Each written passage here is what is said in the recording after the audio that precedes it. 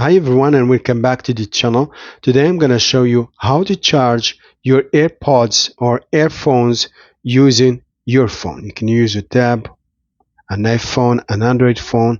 So you just need to make sure you get the right charger. So I'm using Android, so I will need type C. If you are using an older phone, you will need micro USB. Type C to type C, as you can see here. So just connect one end to your earbuds and the other end to your phone, and let's see if it's charging. As you can see, it's flashing. It's charging now. Let's disconnect the cable. It stopped. Let's charge again. Perfect. Let's try with the other one.